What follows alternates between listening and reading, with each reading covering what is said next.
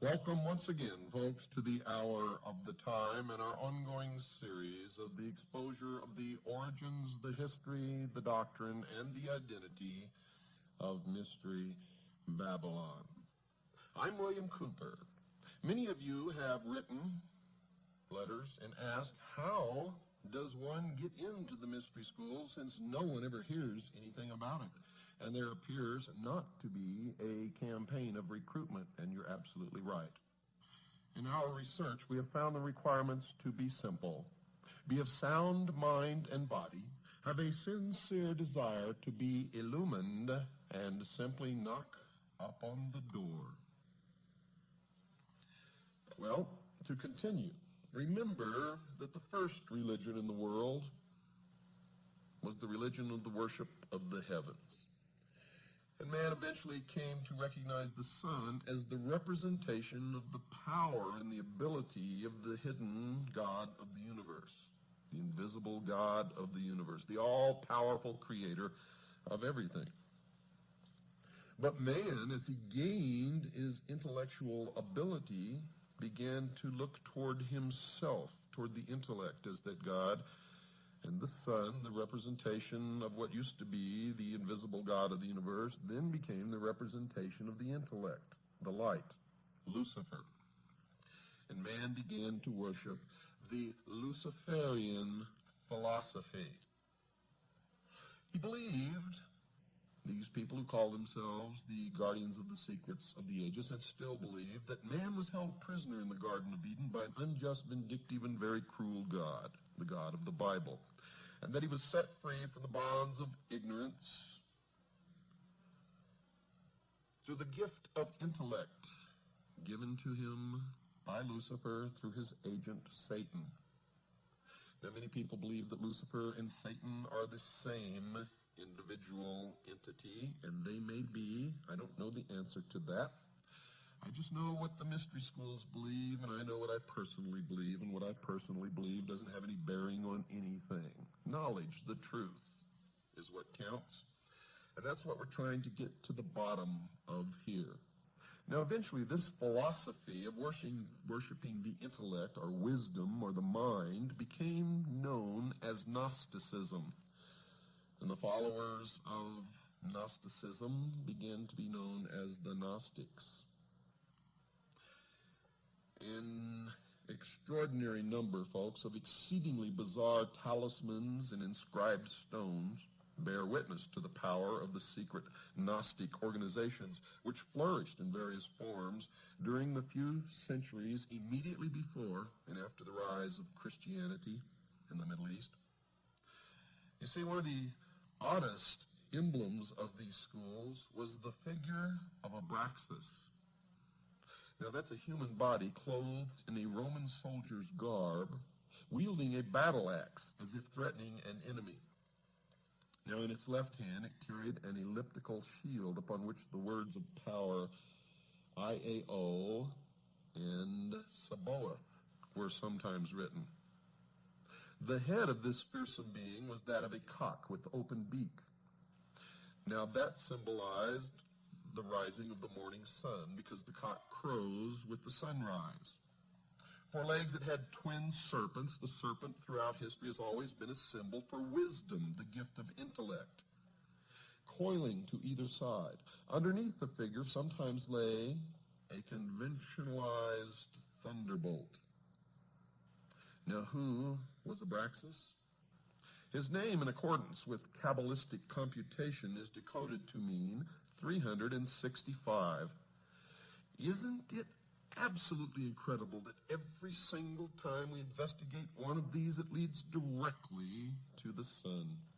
For 365 days are the number of days in the year, or the exact number of days that it takes the earth to make one revolution around the sun. Amazing. There was no god or idol belonging to the society, and this is where man made the transition from worshiping a god to worshiping the mind. The Abraxas figure merely represented the aspects of power which went to make up the supreme intelligence, the all-power. The body was man himself, The bird stood for intelligence and the hailing of light, illumination, which is the cock's habit at dawn. The tunic represented the need for struggle or revolution, socialism. The arms, the protection and power given by the dedication to the gnosis, or knowledge. The shield was wisdom. The club or whip, power. The two snakes, nous, insight, and logos, understanding, primordial knowing, which was the gift from Satan, the snake, the serpent. By means of this diagram, Gnostic teachers inculcated the theory that man comes to his full power by developing certain facets of his mind. He must struggle to arrive at gnosis. But this knowledge is of the mystical kind and is not the mere collection of facts. You see, great stress was laid upon personal mystical experience, to and through which the initiate was guided under conditions of great secrecy. The Gnostics did not confine their studies or their teachings to any one religion, but borrowed illustrations from all that were accessible to them.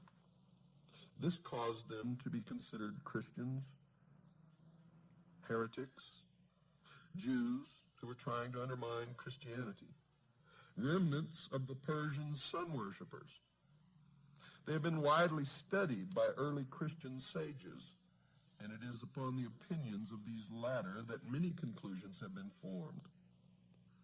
Little or no investigation of these, quote, people of wisdom, unquote, has been done by research workers on the spot in Asia and North Africa, where strong and interesting traces of their beliefs and practices still remain. The main teaching states that there is a supreme being or power which is invisible and has no perceptible form. It is pantheism. This power is the one which can be contacted by mankind, and it is through it that man can control himself and work out his destiny. The various religious teachers through the ages, putting their creeds in many different ways, were in contact with this power they claim, and their religions all contain a more or less hidden kernel of initiation. Now, this is the secret which the knowers can communicate to their disciples. But the secret can be acquired only through exercising the mind and body until the terrestrial man is so refined as to be able to become a vehicle for the use of this power, or, in their terms, illumined. Eventually, the initiate becomes identified with the power, and in the end, he attains his true destiny as purified personality, infinitely superior to the rest of unenlightened mankind, to the state of apotheosis, where he himself is God. The symbolism in which this teaching is concealed, the methods by which the mystical power is attained, vary from one Gnostic society to another, but the constant factor is there. The attainment of that which humankind unconsciously needs. You see, the Gnostic claims that within every man and woman there is an unfulfilled urge which cannot be given any proper expression in the normal way because there is no social means by which it can be fulfilled. This feeling has been put into man in order that he may seek the fulfillment which the Gnostics can give him. His search for completeness in love, trade, professions, theology is vain and unsuccessful. The theories of the various schools, folks, of Gnosticism with which the Christian clerics came into contact are very much secondary to the rituals and practices which are used to produce the gnosis, the enlightenment, the illumination. This has not been fully understood by too many people who devote much space in trying to work out the beliefs of the knowers by a perusal of their writings or by reports which have been given them by others. Simply, folks, because they do not understand the symbolism. It is not clear to them. It is veiled. It is the esoteric wisdom. What were and are the Gnostic practices? Well, first, discipleship, and the inculcated belief that the initiate must struggle, must devote himself as much as possible to the identification with the power which inspires all. Secondly, there are two kinds of men: those who are bound to the earth and to matter, and those who can refine themselves. It is from the latter class that aspirants are chosen. They claim. In every instance that we've investigated, they may choose them from the latter class, but they all end up in the first. Thirdly, the methods by which the divine illumination may come are many and varied, and it is the province of the teacher to choose which path he will give to his disciple to follow. Some Gnostics believe that frenzy and excitement would produce the necessary liberation of the mind from the fetters of the body. Remember the Sphinx? Others consider that this could be done best by fasting and meditation. Present-day Gnostic practice in the East has it that different methods suit different temperaments.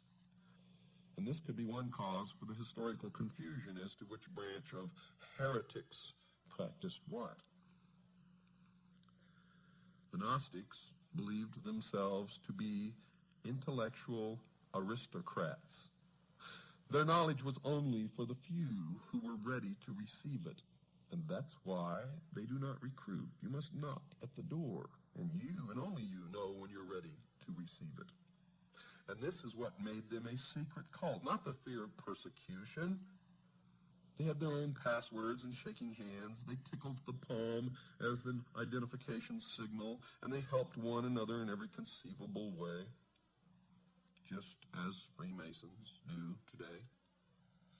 For they are one and the same, as they have always been one and the same with all the different versions of the mystery throughout the ages.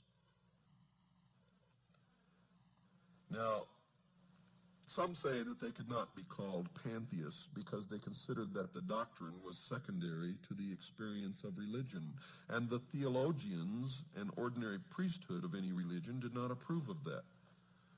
They were not, in fact, a religion like most others, because they stressed the importance of the individual before that of the community. Those who were more enlightened were more important in every possible way because they were valuable, refined aristocrats. At the same time, they taught that providing the well-being of the Gnostics was assured. So was that of the community at large. And this meant that they could subscribe to the outward doctrines of any religion and could continue to operate under many different political religious systems. Gnosticism profoundly influenced men's minds, even in Europe, up to and after the Middle Ages, and its basic way of thinking is probably an underlying factor in other secret societies whose members would be surprised to know it, because the pyramidal organizational structure of the membership of these organizations means that nobody below the top, the very top, really knows anything of the true religion and goals of the society to which they belong. And so these people could truly be said to be the greatest group of followers and fools in the history of the world.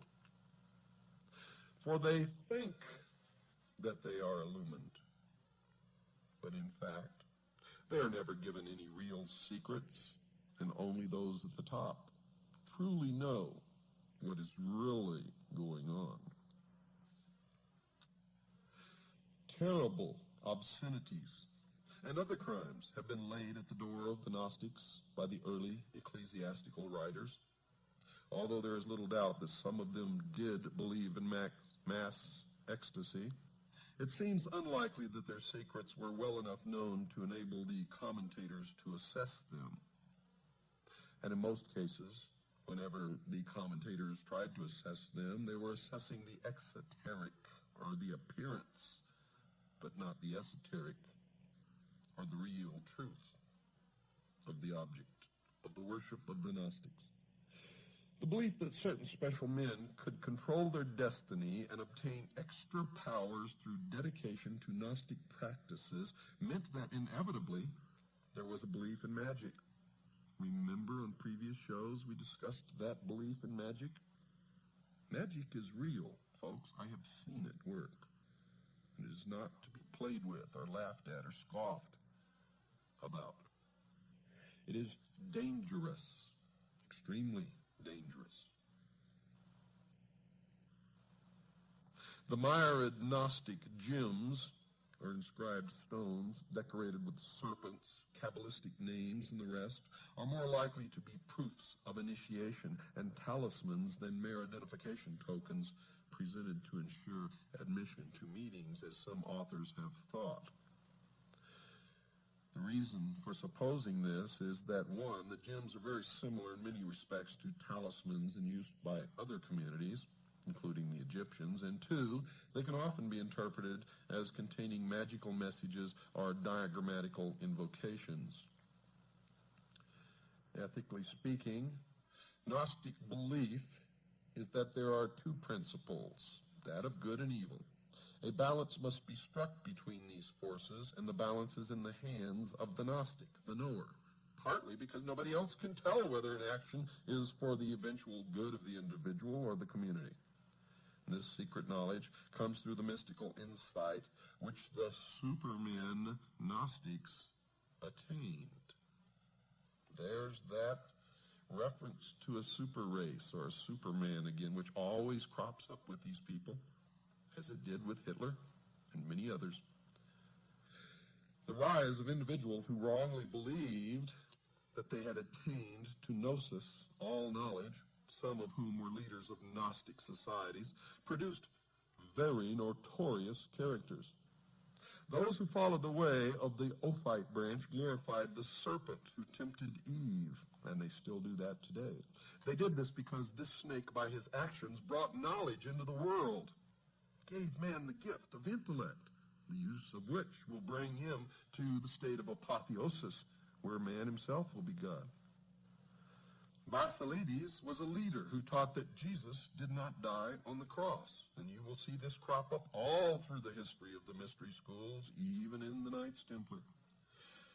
Since matter and material things were considered to be a part of the inferior non-spiritual world, the sect known as the Cainites called upon everyone to destroy those things which belonged to the world, and they called themselves the Destroyers, and their god is the Destroyer.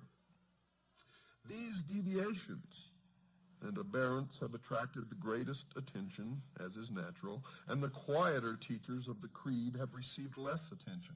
The pious horror with which the less respectable Gnostics were viewed by the early Christian fathers has stamped itself forever on Western literature and belief about the, quote, enlightened ones, unquote. But in more than one place in the Middle East, as well as in small groups in Western Europe, there are still followers of various schools of Gnosticism. They mainly follow the ideas held by Valentinus, with some variations. And this school teaches its initiates that matter is more evil than good, that man must be purified by mental concentration, that after death, man will rejoin that from which he has been severed and will be unified with those whom he loves in the great intelligence. They also believe that all matter will eventually be destroyed by fire.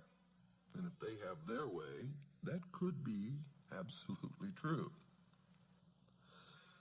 The Mandeans, a small but tenacious community which dwells in Iraq, follow an ancient form of Gnosticism, which practices initiation, ecstasy, and some rituals which have been said to resemble those of the Freemasons. And of course they do, because they are. In every Masonic temple, you will see somewhere up on the wall a big letter G. And you will see it in their symbology, in their books. You will see this letter G. And if you ask a Freemason, being bound to the oath never to tell you or reveal the secrets to the profane, which is what they call those who are not initiates or adepts in the mysteries, he will tell you that it stands for God, but that is a lie. It does not stand for God, for I have researched it deeply all the way up the ladder of the stages of initiation. And at the top, those adepts known as the priesthood know this large letter G to represent Gnosticism. And it is an admission that they are indeed the recipients of the ancient Gnostic. They are Gnostics, and they are looking to attain the Gnosis, through which they will receive apotheosis. And they believe that they are the only ones in the world who possess truly mature minds, and thus are the only ones in the world capable of ruling the rest of us, whom they refer to as cattle. Cattle. Well, it's time to take a break, folks. Don't go away. I'll be right back after this very short pause.